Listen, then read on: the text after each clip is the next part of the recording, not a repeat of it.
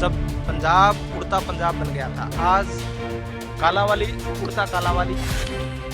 तब मैंने कहा था कि आप इस समस्या को सिर्फ कालांवाली तक ही मत समझिए, ये पूरा का पूरा जो है नशा है, ये कैंसर की तरह है और पूरे प्रदेश के अंदर फैल जाएगा। परंतु एक एक गांव के अंदर जब आप देखोगे 400 से 500 बच्चा चिट्टे की गर्त में है कि बहुत से नौजवान पिछले 2 साल के अंदर मेरे हल्के में कालांवाली में भी जो कि ओवरडोज के कारण मृत्यु हो चुकी है। बड़ा दुर्भाग्यपूर्ण है और मैं सरकार से चाहता हूं कि इस नशे वाले मामले पर उनको गंभीर होना चाहिए। में आप सबका स्वागत है। मैं हूं चंद्रशेखर धरनी। हमारे साथ इस वक्त कलांवाली से विधायक हैं शीशपाल केरवाल। इनसे बातचीत करेंगे। आपका स्वागत है पंजाब केसरी में। नमस्कार, धन्यवाद। शीशपाल जी, सबसे पहले मैं नशे की बात करूंगा। आपका जो एरिया है बॉर्डर एरिया है और सरकार भी चिंतित है, आप लोग भी चिंतित हैं। नशा दिन ब दिन बढ़ रहा है, क्या समाधान है? देखिए, समाधान सरकारें हुआ करती है और जब सरकारें आंखें मूंद लें फिर कोई समाधान नहीं होता। ऐसा मुद्दा जब पंजाब उड़ता पंजाब बन गया था, आज कालांवाली उड़ता कालांवाली है। और हरियाणा के अंदर भी जिस प्रकार से हम देखें कि मैं कल ही कुछ विधायकों के साथ बैठा था। मैं जब पहली सीटिंग थी हमारी, तब भी मैंने इस मुद्दे पर जब विधानसभा के अंदर चर्चा की, तब मैंने कहा था कि आप इस समस्या को सिर्फ कालांवाली तक ही मत समझिए, ये पूरा का पूरा जो है नशा है, ये कैंसर की तरह है और पूरे प्रदेश के अंदर फैल जाएगा। और आज आप ये यमुनानगर बेल्ट में भी देखोगे, रोहतक बेल्ट में भी देखोगे, तमाम ये चिट्टे का नशा है, ये वहाँ तक फैल चुका है। और इसकी जिम्मेदार अगर कोई है तो वो सिर्फ मनोहर लाल सरकार है, जिन्होंने सिर्फ इसलिए उस इलाके को छोड़ दिया कि वहाँ से हमारे विधायक नहीं हैं। सिर्फ इस इलाके को ऐसे छोड़ दिया कि नहीं, ये सिर्फ विपक्षी हैं, ये विपक्ष की बात करते हैं। परंतु एक एक गांव के अंदर जब आप देखोगे 400 से 500 बच्चा चिट्टे की गर्त में है। और मैं आपको एक और आंकड़ा बताना चाहता हूँ कि बहुत से नौजवान पिछले 2 साल के अंदर मेरे हल्के में कालांवाली में भी जो कि ओवरडोज के कारण मृत्यु हो चुकी है। परंतु परिवार इस डर से बोलता नहीं कि कहीं ना कहीं हम पे कार्रवाई ना हो जाए।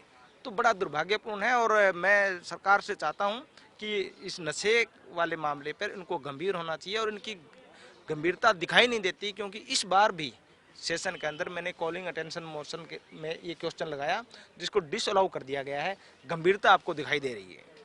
बजट सत्र में आप कलांवाली के विकास को लेकर क्या क्या अहम इश्यूज रख रहे हैं, जो उठाए हैं या उठाएंगे? देखिए, कालांवाली के लिए हमने क्वेश्चन भी लगाए हैं और हम बजट के अंदर सबसे पहला कि वहाँ बॉयज़ कॉलेज नहीं है, सिरसा से 40 किलोमीटर दूर है और वहाँ के बच्चों का यहाँ आना बड़ा दुविधा है, बसों का भी ज़्यादा प्रबंध नहीं है।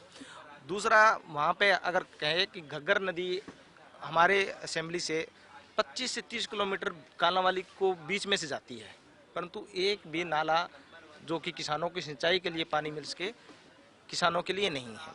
तीसरा, हमारा वहाँ जो है सिटी के अंदर पीने के पानी की बात हो। और चौथा, ना ITI ना वोकेशनल किसी प्रकार का जो एजुकेशन सिस्टम है वहाँ नहीं है। एक बड़ा और कि 2014 के अंदर नोटिफाई हो गया कि वहाँ सब डिवीज़न बना दिया गया है कालांवाली को। ये कांग्रेस की सरकार में हुआ और वहाँ SDM 16 में आके बैठ भी गया।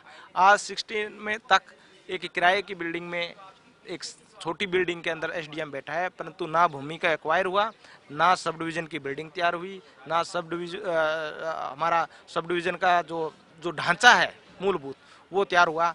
तो आप समझिए, ये सबका साथ सबका विकास की बात करने वाले बात में कहीं भी कुछ दम नहीं लगता। राज्यपाल के अभिभाषण पर क्या कहेंगे? देखिए, राज्यपाल का भाषण बड़ा महत्वपूर्ण होता है किसी भी सरकार के लिए, पर इस बार का अगर हम देखें तो मैं कहता हूँ कि सिर्फ श्रृंगार रस है, महिमा मंडल किया गया है। कहीं भी उसके अंदर ऐसा नहीं लगता कि तथ्यों पर कोई बात लिखी गई है। आप किसी भी अगर एंगल से देखोगे, आज ये कहते हैं कि हमने सुशासन दिया है। 30 नवंबर तक 1666 बच्चियों के साथ रेप हुआ है। हमारा अपहरण के मामले बड़े हैं। आप देखोगे कृषि के अंदर ये कहते हैं कि हमने बहुत कुछ किया है। कृषि के अंदर तीनों काले कानून से निकल कर आए किसानों को आपने DAP और यूरिया के लिए खून के आंसू रुला दिए। आज मंडियों के अंदर उनको कहा कि पूरा ऑनलाइन सिस्टम करके रख दिया कि आपकी खरीद है, मेरा फसल मेरा ब्यौरा। क्या ब्यौरा मांग रहे हो आप हरियाणा के नागरिकों को? जब पता होता है पटवारी से लेकर तमाम हमारा सिस्टम है ऐसा जिसमें रिकॉर्ड होता है हमारे पास, सरकार के पास, कि इस किसान के पास इतनी ज़मीन है, फिर क्या आप क्या निकालना चाहते हो उनसे, क्यों दुखी करना चाहते हो?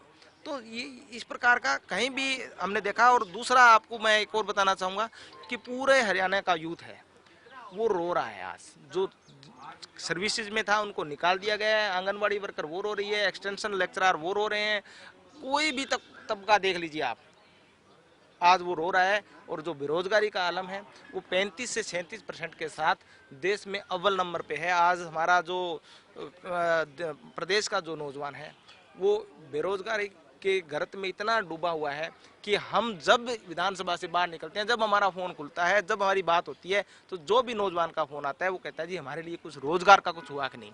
परंतु मनोहर सरकार है वो सिर्फ अपने तक महामंडित हो रही है और हमारे बच्चों के लिए कुछ भी नहीं हो रहा है। मुख्यमंत्री वित्त मंत्री भी हैं, बजट सेशन है, बजट भी पेश किया जाएगा, कैसे बजट की उम्मीद करते हैं आप? देखिए, बजट से आस तो होती है, हर व्यक्ति को आस होती है और हमें भी आस रहेगी कि अगर 2 साल कुछ नहीं हो पाया, चाहे ये कोरोना के नाम पे अपना झूठ छुपाए, चाहे ये किसान आंदोलन के नाम पर अपने चेहरे को छुपाए, परंतु अब इनके पास मौका है इस बार कि वो ऐसा बजट पेश करें जिससे कि तमाम हरियाणा के लोगों को फ़ायदा हो, किसान मजदूर को फ़ायदा हो। आपको मैं एक बात और बड़ी ज़बरदस्त बताना चाहूँगा कि मजदूरों का पंजीकरण था, उसको भी इन्होंने ऐसा कर दिया कि वो जो काम करते हैं उनको पैसा नहीं मिल पाता, क्योंकि पूरा ऑनलाइन सिस्टम कर दिया। मजदूर के पास इतना टाइम नहीं होता कि वो जाए कंप्यूटर पे बैठे और अपना पंजीकरण कराए। इस प्रकार से सारा व्यवस्था पहले थी और उसको ध्वस्त करने का काम इन्होंने किया। तो हम चाहते हैं कि बजट एक ऐसा है जिसके अंदर आप मजदूर, व्यापारी, कर्मचारी सबको आप राहतें दें, क्योंकि कोरोना के दौर से निकल के आए हैं। और जो विकास की मूल धारा है, शिक्षा, स्वास्थ्य, इस पर ध्यान दें, क्योंकि स्वास्थ्य के अंदर हमने कोरोना में देखा है कि जिस प्रकार से प्रदेश फेल हुआ, जिस प्रकार से ऑक्सीजन के कारण मौतें हुई, जिस प्रकार से परिवारों के परिवार उजड़ गए, जो स्वास्थ्य की कमी, बीमार प्रदेश माना गया हमारा, इस बीमार प्रदेश को उबारने का काम अगर कर सकते हैं तो सर्वा है ये मुख्यमंत्री, वित्त मंत्री। मैं कहता हूं कि सारे के सारे मंत्री उन्हीं की जेब में है, कुछ भी किसी भी मंत्री के और हाथ में कुछ भी नहीं है। सेंट्रलाइज कर रखी है पावर को इन्होंने। यूक्रेन में फंसे भारतीय युवकों के बारे में आपकी सोच क्या है? देखिए, बहुत ही दयनीय स्थिति है। जब हम वहाँ के बच्चों की वीडियो वगैरह भी देखते हैं और उन बच्चों की मांग देखते हैं कि हमें निकाल लीजिए यहाँ से, एक तरफ बमबारी हो रही है और एक तरफ हमारा जो बच्चा वहाँ पढ़ने गया है वो उस तकलीफ में है, परंतु गंभीरता नहीं है।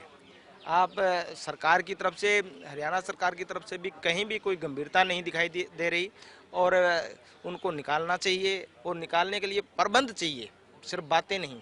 और यहाँ सिर्फ बातें हो रही है। और जिस प्रकार से आज 10 दिन के युद्ध के बीच में जिस प्रकार से हमारे एक बच्चे की पहले डेथ भी हुई है और कल भी सुनने में आया एक पंजाब का बच्चा भी कुछ आहत हुआ है, तो ऐसे में सरकार को ऐसा जो संजीदगी वाला मामला है उसमें गंभीरता दिखानी चाहिए और उन बच्चों को निकाल के लाना चाहिए। धन्यवाद केरवाल जी। तो ये हैं युवा विधायक हैं कांग्रेस से। इन्होंने कहा है कि नशा एक ऐसी समस्या है और कलांवाली सबसे ज़्यादा पीड़ित है, सरकार को गंभीरता से सख्त कदम उठाने चाहिए। सभी राजनीतिक मुद्दों पर इन्होंने बारीकी से बात रखी। कैमरामैन संजय सिंह के साथ चंद्रशेखर धरनी, पंजाब केसरी टीवी, चंडीगढ़। हमसे जुड़े रहने के लिए हमारे YouTube चैनल को सब्सक्राइब करें और नई वीडियो की नोटिफिकेशन के लिए बेल आइकॉन को दबाएं। अगर आप ये वीडियो Facebook पर देख रहे हैं तो लाइक जरूर करें और ज्यादा से ज्यादा शेयर करें। धन्यवाद।